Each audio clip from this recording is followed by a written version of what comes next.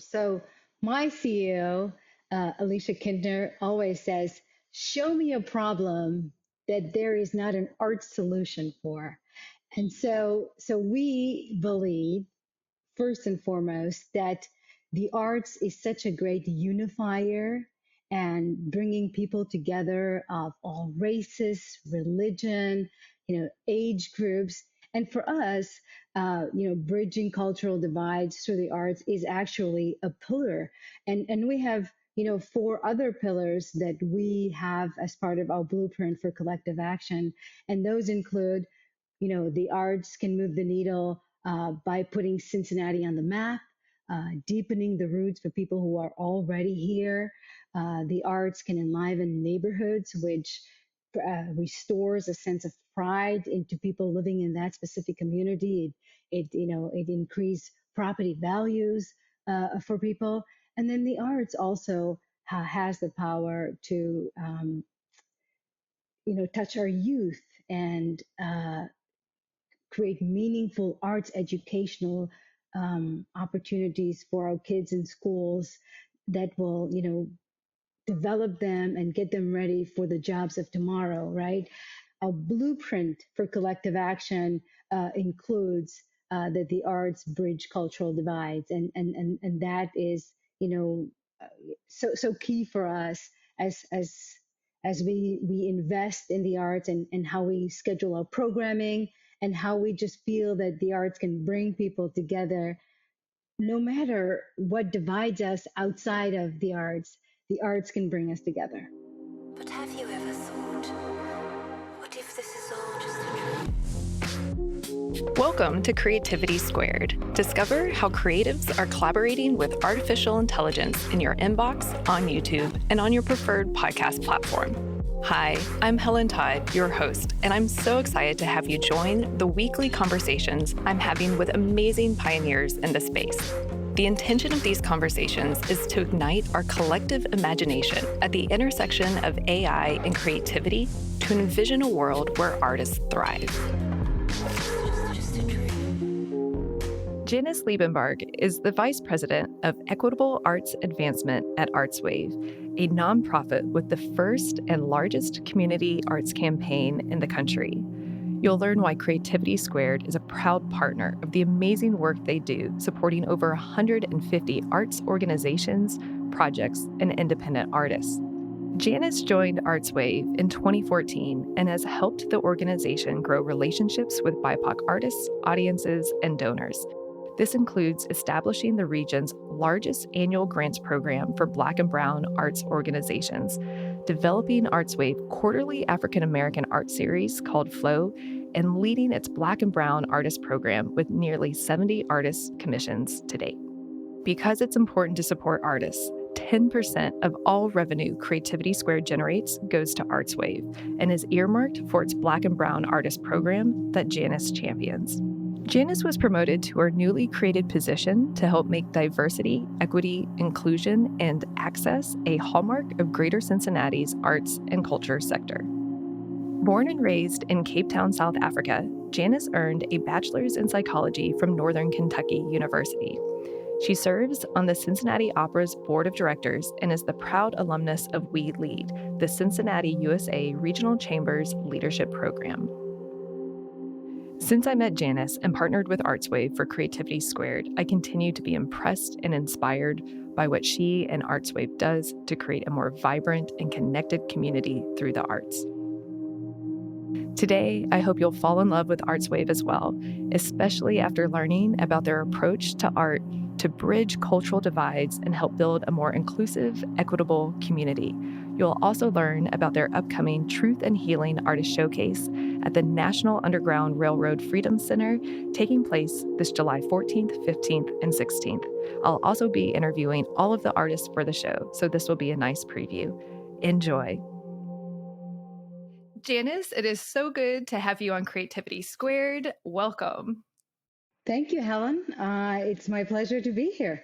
Well, I know today's episode is a little bit off from what we normally talk about, which is AI, but all of our listeners and viewers have heard about ArtsWave because we're committed 10% of all revenue from Creativity Squared to go to ArtsWave. And I'm so excited for the opportunity for our listeners and viewers and community to really understand the amazing organization you're a part of, and and why we support you and all the amazing work that you're doing. But before we dive into that, I wanted to kind of start off with why it's so important to you and the work that you do as the Equitable Arts Advancement Vice President for ArtsWave. Well, thank you, Helen. First and foremost, we appreciate your partnership. It came as quite a lovely surprise, and I just want to thank you. And we welcome, being part of your story. But yeah, so I was born and raised in South Africa, and I grew up, under the apartheid rule. And not everybody's story from South Africa is the same. It's really where you were living at the time. South Africa has provinces, and so I grew up on the Western Cape, and it really is what your background was. And I've shared this with a lot of people, but I am multiracial, and I was born to parents who were already multiracial, and then they got married. It wasn't like my mom was black and my father was white, and they had us as kids. No, it's like they have already been pushed into a group, a population called, which at the time was called colored, and they had me. And so I'm one of 8 kids. You grow up in South Africa, you see all the signs that says whites only, and coloreds go here and blacks go here. And you read and you watch the news about the devastation that happens all around the country. My story isn't unique. These things happen all over the world. I'm just grateful that I'm alive to tell a little bit about my story, because that is not the case for everybody affected by apartheid. But yes, born and raised in South Africa, where there was legalized racism for a very long time, until we had our very first democratic election in '94. And I left South Africa, quite frankly, because I was in pursuit of higher education, and it wasn't going to happen for me growing up in South Africa. I have 7 siblings, and so what was important to my family was just to get us through high school, which they did. But I had this desire to go to college and do a little bit more, reach a little higher, and that's why I came to the United States in the summer of 1999, and just eventually stayed. So what I bring to my job at ArtsWave is this lived experience of, dealing with a system where it just discriminates against certain groups of people. And it is important to me today in my job that we make opportunities available to everyone in our community.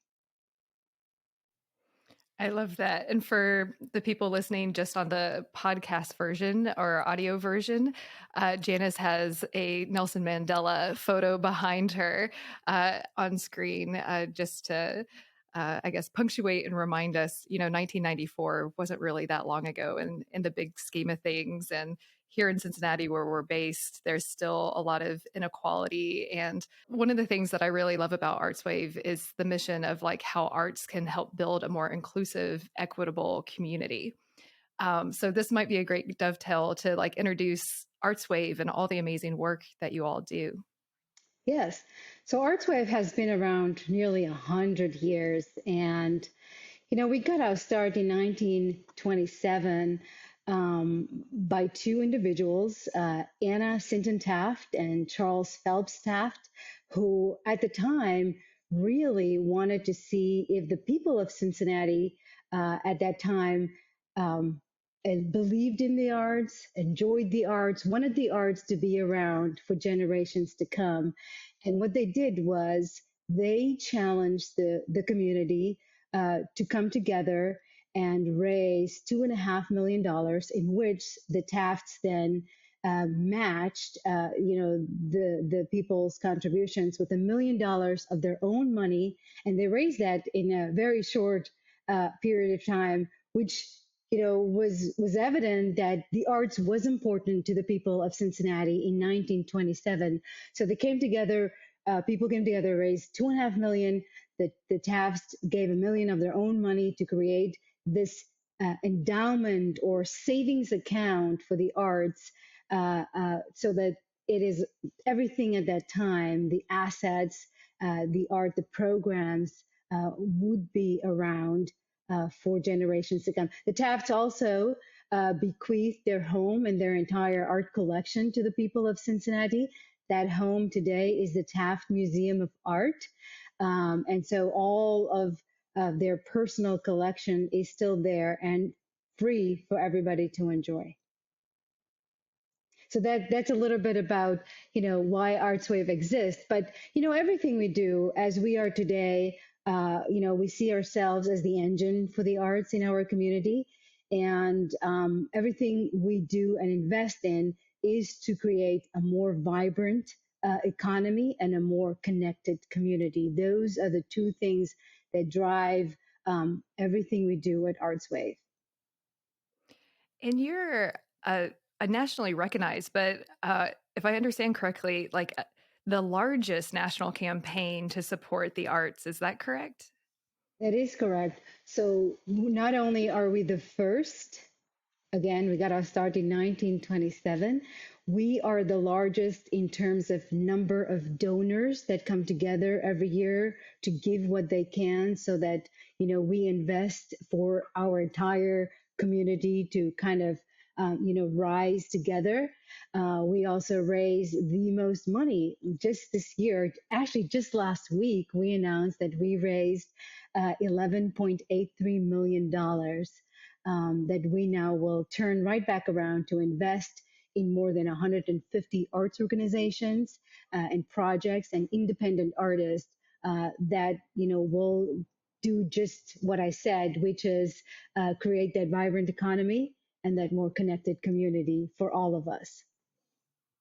That's amazing. And congratulations. I know when I emailed you last week, you all were celebrating on the accomplishment because it surpassed your goal. So congratulations. Well, thank you. It hadn't happened for us in a while, right? We had a pandemic, and people changed how they see philanthropic endeavors, and for some that meant they were sitting out a few years and couldn't contribute. The pandemic hit everyone in a different way, but it is the first time that we could say that we have exceeded our goal, since 2019.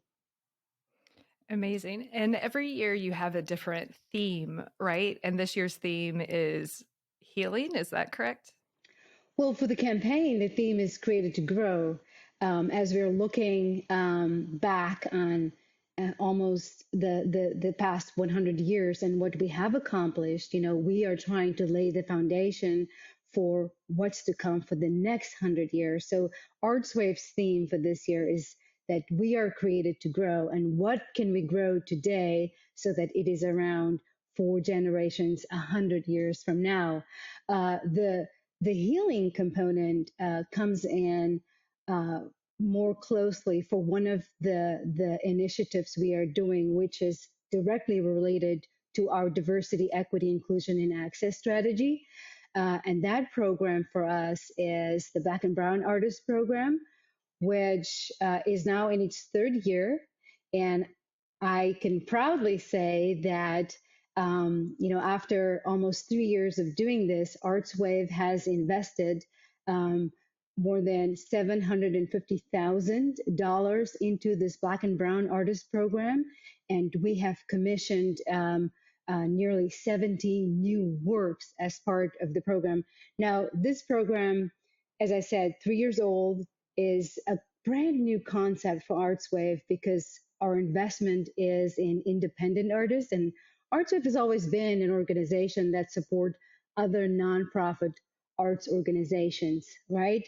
And here we are investing in independent artists. And this program came about, you know, we have been in planning with the city of Cincinnati of doing something for independent artists for a long time, but we were so fortunate that when the pandemic hit in 2020, we could meet the moment with funding specifically for Black and Brown artists who didn't have that safety net. As we think about all the CARES Act dollars that were distributed for organizations. Independent artists didn't have that safety net, and we could meet the moment in that time for these artists. And so yeah, it's been a wonderful, wonderful program. Not only do we invest dollars in these artists, we showcase collectively their work in the summer every year. And we lean heavily on our arts partners like the National Underground Railroad Freedom Center, the Cincinnati Art Museum, other institutions where any given time these individual artists or these independent artists would not have access to, and so we showcase them collectively, and we in a way promote and invite the community in to come enjoy their work. Amazing. Thank you for sharing that. And for our listeners and viewers, the 10% of revenue that Creativity Squared contributes to ArtsWave is actually earmarked for the Black and Brown grant and directly supports these artists. And the other very cool thing is the showcase is coming up in July, which we'll dive more into, and we'll actually be interviewing the artists. So you all will get to hear from them directly. And Creativity Squared will be another platform for them to share their artwork, which I am so excited about. So why don't we talk about the some of the artists and the program that you have coming in July? So anyone in the region who's listening can participate, and then everyone outside of Cincinnati will get a good tease for the interviews and some other stuff and how they can follow along online.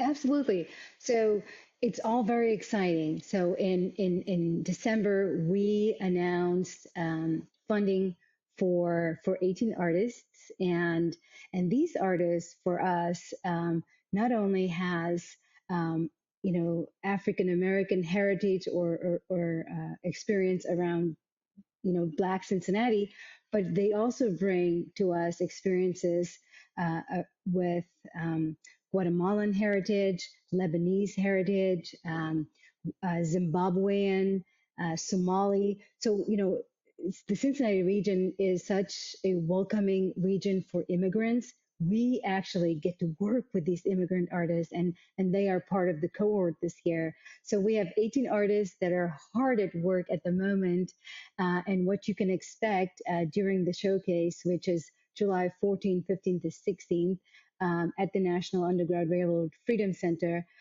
is, of course, a visual component. So we have painters, we have a fashion designer, we have a sculptor, and then we have many filmmakers and composers, and we even have a playwright. So there will be a table reading of a newly commissioned play.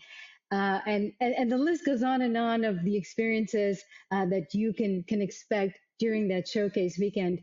Luckily for us, the visual component will be around until the second weekend in September at the Freedom Center. So that the visual component has a longer life, but then we'll again activate some of the live performances and films on July 30th.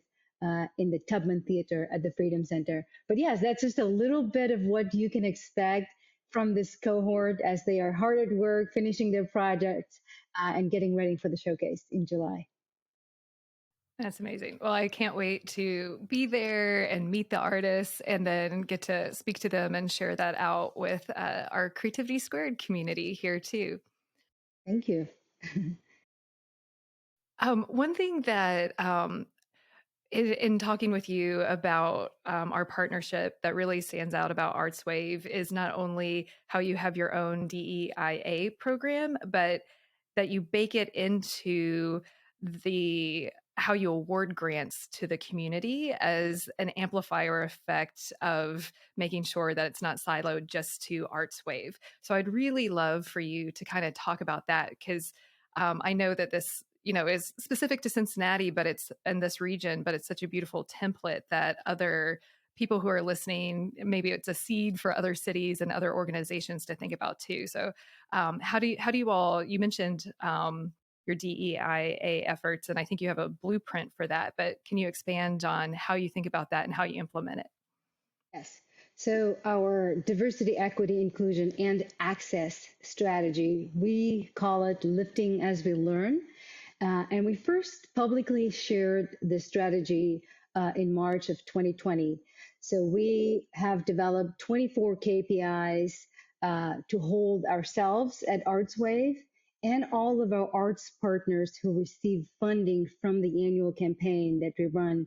We hold ourselves and our arts partners accountable around strategies which calls for increased sources for Black and Brown arts, but also the diversification of staff, boards, vendors, and the diversification of all audiences across the art sector. So those are the things that we want to touch on around our strategy. Yes, we have our strategy in mind when we do make available the grants to our arts partners, and I can share with you that 50 of our largest arts partners have their own board approved diversity, equity, inclusion, and access strategies, and that helps them, and that helps us as you make those grants available to our partners. But more than how the dollars are, distributed to the partners and into the community, we feel that if the arts sector together doesn't do it, we become obsolete, right? Our audiences are changing, ever so evolving, and we need to create programming that is relevant and what people want to see. And the way you do that is that you get in your room, you get in the room on your staff and on your board and on your volunteer base, um, the people as it pertains to the makeup of the population. And that's how you get the programming and what's relevant to the people in our community on your stages, in your museums, in our theaters. So that's just a little bit about ArtsWave's diversity, equity, inclusion strategy, and the way we have developed the KPIs and how we will get there for all of the sector to be relevant and produce what people want in our community. Yeah. I'm so excited that you have this program and are really lifting the entire community through art. And I'd love for you to kind of speak to how ArtsWave looks at art as bridging cultural divides and how important that is right now in this moment in time, too. Yes, of course. So my CEO, Alicia Kindner, always says, show me a problem that there is not an art solution for. And so we believe first and foremost that the arts is such a great unifier and bringing people together of all races, religion, age groups. And for us, bridging cultural divides through the arts is actually a pillar. And we have, four other pillars that we have as part of our blueprint for collective action. And those include, the arts can move the needle by putting Cincinnati on the map, deepening the roots for people who are already here. The arts can enliven neighborhoods, which restores a sense of pride into people living in that specific community.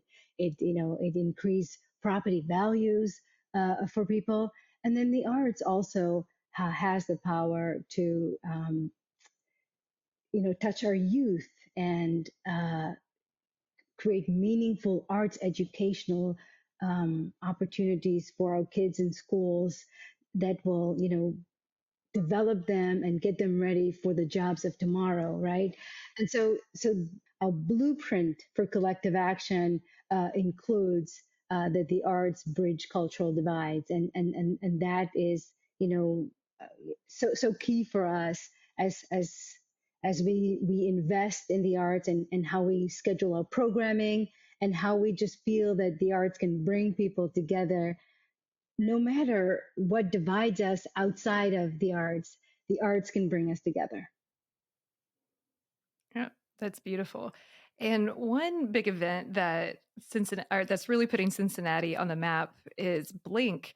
I know that it's not taking place this year, but did have a big event last year. Can you share a little bit about Blink and what makes that special and highlight and how that highlights the region?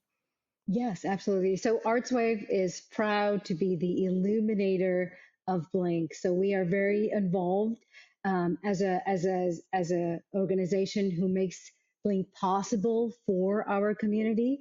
What we do know from last year's experience is that Blink brought in, almost 2 million people to our region for over 4 nights in October of 2022.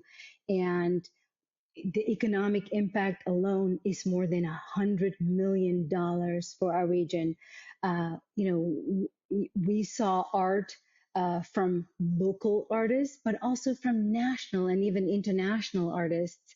And the way it puts Cincinnati on the map is that people, from Australia talks about this light and arts festival that is happening right here in Cincinnati. It is a wonderful way, as we saw, that bring people.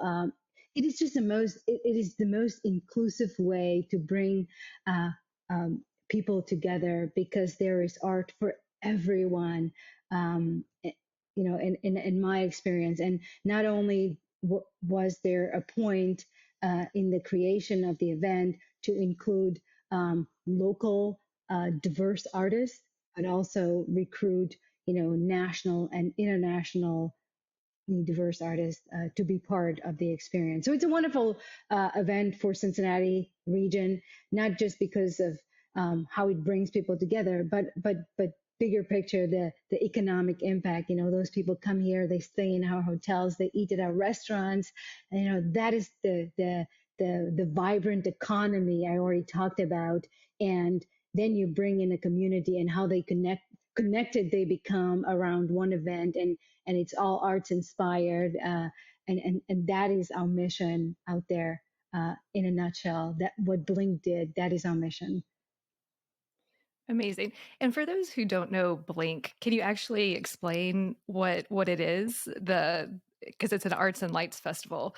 And I will say, having gone to Burning Man and experienced like all the crazy art in the desert, um, Blink really kind of brings that Burning Man immersive art into the city of Cincinnati in a really amazing way. So I think anyone who's been to Burning Man would really appreciate Blink, but I'll let you explain actually what Blink is. Well, thanks, Helen. So I have not been to Burning Man, so I'm gonna try to just imagine, what that really means for people out there, because if it's the same as Blink, it sounds amazing. So Blink is an arts and light festival that happens in Cincinnati every 2 years in October.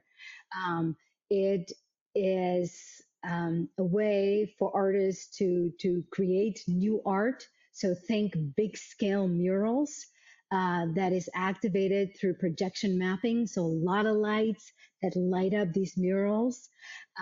It's a essentially multiple communities that's involved. It's over the Rhine in Cincinnati. It's the downtown core.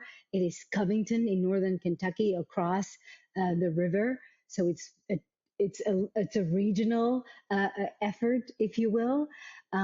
It is what you can expect for next year from prior experience. That not only is it visual art that is projection mapped, it is also music. It's a little bit of a music festival with stages all around the region. And this past year, the way that the Blink group executed this were in clusters. So they used pockets of areas in a neighborhood, and they concentrated it with murals and projection mapping, and of course music, and then they create a lot of hospitality around it, and then you can migrate from place to place to place to experience this with your friends and family. And literally millions of people are on the street dressed in costume, because the first night of the event is a parade. And so there are many floats, organizations that, dress up and build these floats with art in mind, inclusive art in mind, if I may add. And that's a couple hour long event through the streets of Over the Rhine and the downtown core. But then everything activates. What was unique for us in 2022 is that the Blink team added the components of drones over the river, and so you could sit on the banks of the Ohio River, and you could experience these beautiful lightning show put on by drones, and it was just magical, Helen. It was just very, very magical, and it happened for 4 consecutive nights. So it's not like, oh, it's a one night and done. So, oh, I can't make it this one night, and so I'm gonna miss it. No, you have 4 opportunities to come out over that 4 day weekend to come and be part of the Blink experience. And I was out every single night, and I have 3 young kids, and my husband and 3 young kids were out all 4 nights of Blink, and they couldn't get enough. It is a not only an experience for everyone, but it's a family friendly event. And so I highly recommend to anyone listening, not from Cincinnati, to put the dates mid-October of 2024 on your calendar to come out and experience Blink with us. Yeah, I'm already looking forward to it, and I've enjoyed it so much, and it really is an impressive art festival. And for those who don't know Cincinnati, there's so many murals like that really are everywhere downtown, and to see the light projection, like there's one that has birds. But with the light projection, they come to life and fly over the mural and stuff. It really is a special event that the region hosts. Yes, it is. Agreed, 100%. Well, one thing I love about Blink is that you mentioned the inclusion of like the artists locally, nationally, internationally, and the diverse audiences. And I think one thing also that stands out so much about ArtsWave is that when you think about your DEIA efforts, that you're not just elevating the artists themselves, but thinking about inclusion from the audiences too, and making sure that those who experience the art are just as representative of the artists themselves. So I was wondering if you could kind of, I love the holistic approach, kind of expand on that more, and maybe dovetail more into the full blueprint and holistic approach to your DEIA efforts too. Yes, I've already mentioned this, but ArtsWave is committed to diversity, equity, inclusion, and access, right? We started this journey by acknowledging the inequities in our society, and we are committed to accelerating and expanding programs and investments that just will support the elimination of the systemic racism, and more importantly, bridge cultural divides in our community. So when we rolled out our blueprint of collective action in 2015, bridging cultural divides was, front and center for us. And then with everything that happened in 2020, we kind of doubled down on our investment, and our investment really, since I now have shared that we rolled out the blueprint in 2015, our investment has been a continuation of initiatives driven by the commitment to diversify, audiences, and then of course, create greater equity, have more inclusion and make arts just accessible to everyone who call the Cincinnati region home. And so part of our strategy was creating an African American art series, which we called Flow, an African American arts experience. Um, it, we launched Flow in February of 2020. But by then, it was a culmination of years of planning with many leaders in our community. Um, and you know what happened in February of 2020. Everything shut down after we launched this program. But what it was designed to be at that time was to feature quarterly performances by renowned Black artists and ensembles from around the world, working in various disciplines. Um, and the goal of the series was to grow the demand and the appreciation for expressions of Black arts and culture.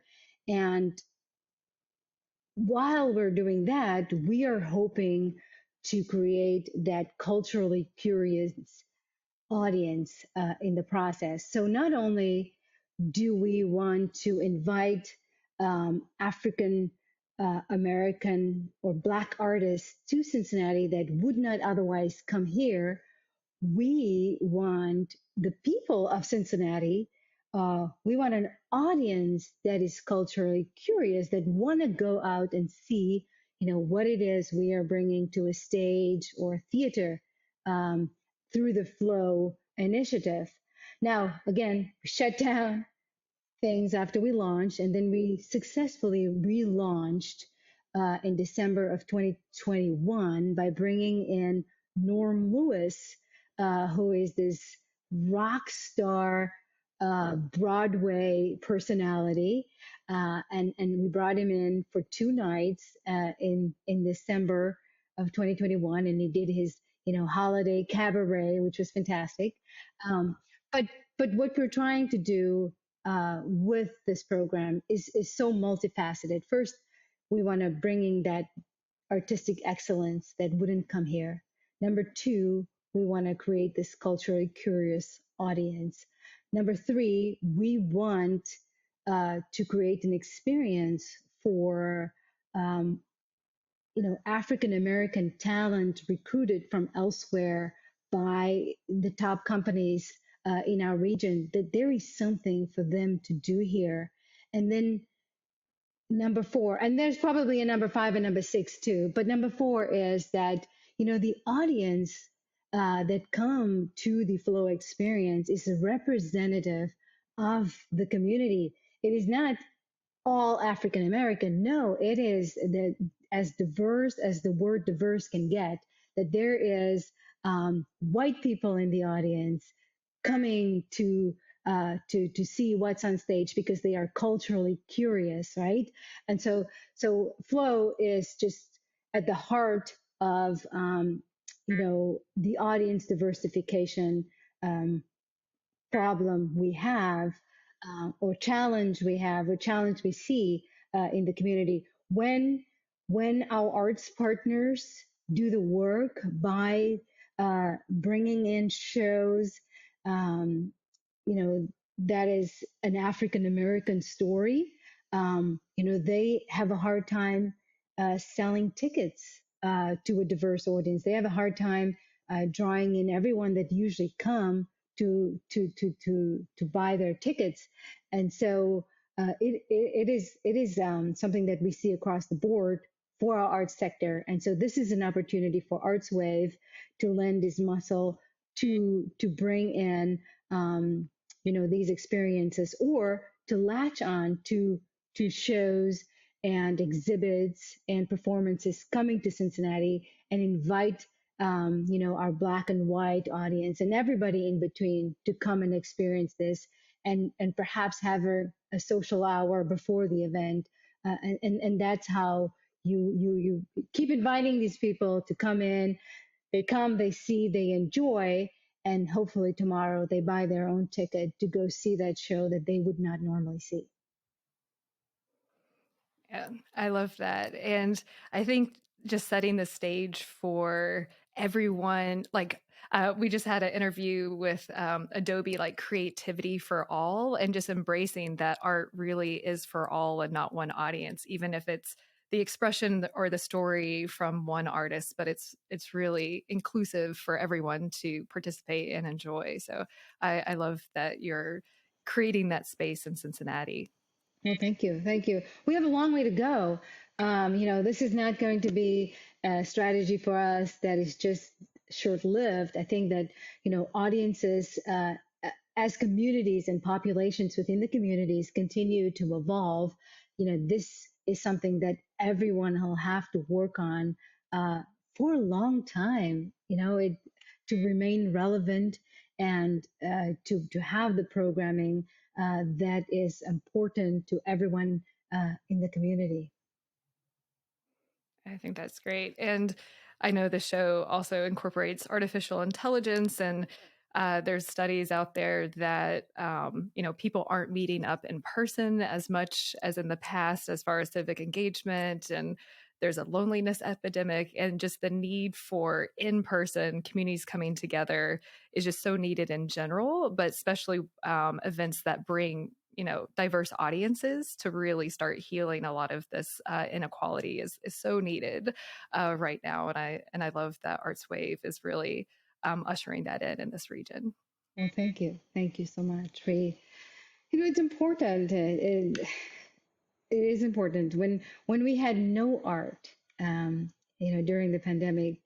We saw the need for encouraging our arts partners to meet the audience where they're at, and what happened in our community didn't happen in every community, and our arts sector didn't um, you know kind of is better off than other communities, if I can say that, because of the investment from ArtsWave and really the people that contribute to the campaign every year. This is ArtsWave is truly by the people for the people, and the art that came out during the pandemic was just a wonderful way for our art sector to continue to do what they do and just meet the people where they're at, because it was so needed and continue to be a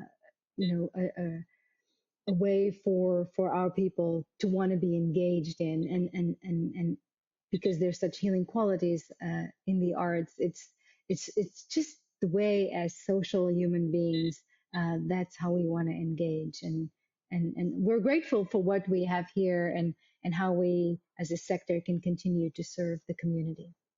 One thing that, I really love about art is also, the expression of artists and sharing their story and translating moments in time in different ways and mediums, and that you have these themes for the Black and Brown grant and showcase, and this year's is truth and healing, which is such, a beautiful theme for these artists to translate. So I'd love to hear more about that theme, and if you wanted to share about some past themes, since this was really born out of the pandemic too. Yes, thank you. So yeah, we said that we really met the moment in 2020, when we realized our independent artists didn't have that safety net that others may have had, and the theme in 2020, which we really rolled out in 21, came about, and the theme was truth and reconciliation. So we absolutely, for the first year when we rolled this program out, wanted to hear everyone's truth. We were prepared to only hear truth as the artists were creating, but little did we know that the artists were gonna give us glimmers of hope and steps to reconcile with what is happening in our country in 2020. And so since then, the theme has evolved in 2022. We saw a lot of truth, but also inspiration. The artist's work just inspired us and gave us so much more hope that in year three, we were hoping to take it even a step further. We've had tons of truth. We were hoping to reconcile if there was a path for reconciliation. We saw tremendous inspiration through the art.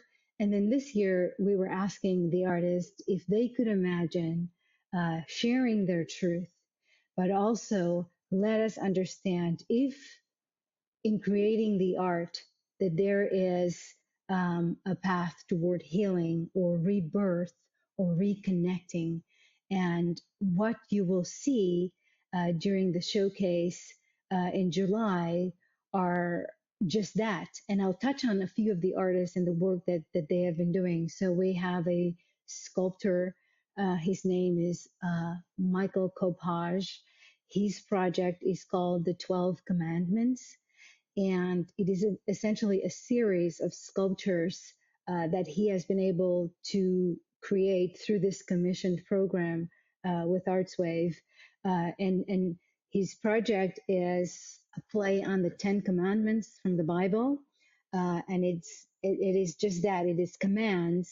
And in his project, it is the commands that police officers bark out to Black men uh, during any type of altercation. So hands behind your back, um, head on the floor, all these commands that they bark out to young Black men before arrest. He is putting that into sculptures. So you will see the commands and these beautiful bronzes that he has created. There's now 4 in the series. And then, of course, he has it accompanied with a video that is, a heartbeat. You can hear a heartbeat, and then you see the different commands in video, but then you see where he is in his journey with the sculptures, um, as his project is 12 Commandments. You'll also see a project by an artist named Brent Billingsley, where he is creating dialogue between the youth of Cincinnati and the police department. So there is more dialogue and interaction and art making that come to that as these groups, these young men, young kids. It's not just men; it's all young kids. So it's the youth of Cincinnati and meaningful interaction with police officers so that their first encounter with a police officer is positive, right? And that there is, building of trust between young kids and these figures of authority in the community, and we bring them together by making art. That is a project by Brent Billingsley, and he calls it I'm Listening, or as his project for this year is I'm Still Listening, as it's a build on what he's been doing for the last couple of years by convening youth and police officers to build that relationship, so that the first encounter for a young person with a police officer, this person of authority, is is not negative, but indeed it is positive. And then, we have um, a Mesoamerican artist. Her name is Rebecca Navas Soto, and her project is, just about healing and how people heal differently. And it is an immersion project, so you actually will walk through, pieces of art hanging from a ceiling, and you can see yourself, through the art, and all while you are experiencing these uh, pieces of art that is inspired from Mesoamerica, uh, and you can, her project invites you to leave something behind and then take something with you. What is it that you want to leave behind today? And what is it that you want to see more of in your life? And part of her project also, there was a cacao, drinking ritual and the healing benefits around that. So very true to the theme of truth and healing, and how people are healing, and what they need to do to heal. And so that is Rebecca Navasato. And then one artist, Desiree Hosley, um, her project, which will manifest itself in the showcase as a short film. Uh, she hosted, these panel discussions with artists in the community, and then invite the community in. And she really wanted these artists to share with the community if they are truly healing through their art making from the last couple of years, and what healing means to them as individuals, and what they hope healing means to others when the community experience their art. So those are just a couple of examples of the art and the artists that participates in this year's showcase, which again will happen July 14th, 15th, and 16th at the National Underground Railroad Freedom Center. We really invite anyone to come out to experience. It's a free event. The museum is not free, but if you come to see the showcase, it's free admission for you. So please come out, as many of you as possible, to support these artists as they are sharing their truth first and foremost, and how we as a community can heal together through art. Please come out and support them. It's so powerful. I got chills hearing about some of the projects. And I think the I'm Still Listening just epitomizes how art can really bridge divides and communities so beautifully. So I'm so excited to see all of the artwork. And one thing too that I know people, when I say I live in Cincinnati now, don't always know about the Freedom Center and how important this region was in the Underground Railroad.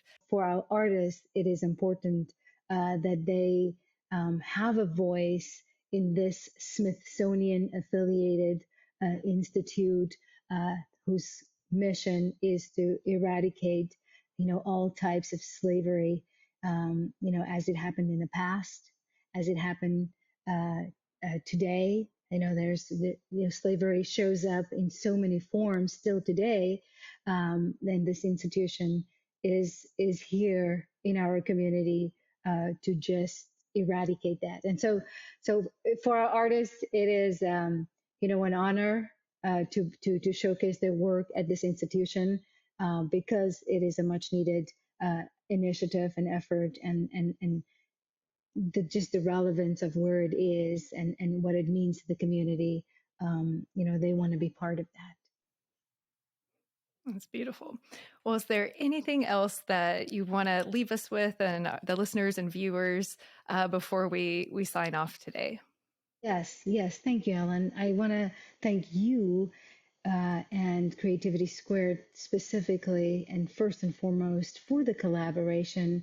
As we continue to make more resources available for our Black and Brown independent artists, which is where you have committed your support will be. And so I want to thank you for that. I want to thank you for the opportunity to speak a little bit with your listeners, and share the ArtsWave story first as a whole, as we've been here in this community for nearly 100 years, and we hope to be here for the next 100 years.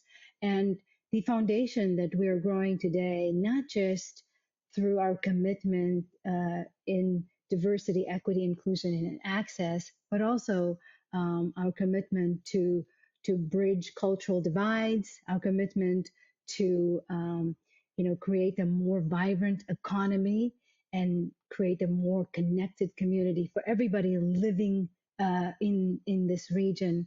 If there is anything that I have said today that touches any of your listeners, we hope you are curious enough to want to learn a little bit more, to be part of our journey, whether it is to volunteer for us, or give what you can so that we pay it forward. If you are so inclined to learn a little bit more, we invite you to visit artswave.org for more information. And thank you. Thank you for the opportunity. Oh my goodness, the pleasure is mine, and it's such an honor to support such an amazing organization that's really, I don't know, just living your values and making such a amazing and positive impact in the community. So, yes, the pleasure is all mine. So, thank you so much, Janice, for all of your time, and hopefully we'll see each other before mid-July, but I will definitely be seeing you mid-July for the showcase. Yes, I think we will. And we look forward to hearing our artists on your program because they will share their stories firsthand. And so that's to come too. So we're just grateful for the opportunity. And yes, I hope to see you soon. Thank you so much. Thank you for spending some time with us today. We're just getting started and would love your support. Subscribe to Creativity Squared on your preferred podcast platform and leave a review. It really helps. And I'd love to hear your feedback. What topics are you thinking about and want to dive into more? I invite you to visit creativitysquared.com to let me know.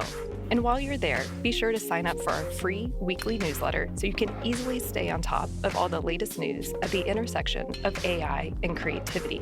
Because it's so important to support artists, 10% of all revenue Creativity Squared generates will go to ArtsWave, a nationally recognized nonprofit that supports over 100 arts organizations. Become a premium newsletter subscriber or leave a tip on the website to support this project and ArtsWave. And premium newsletter subscribers will receive NFTs of episode cover art and more extras to say thank you for helping bring my dream to life. And a big thank you to everyone who's offered their time, energy, and encouragement and support so far. I really appreciate it from the bottom of my heart. This show is produced and made possible by the team at Play Audio Agency. Until next week, keep creating.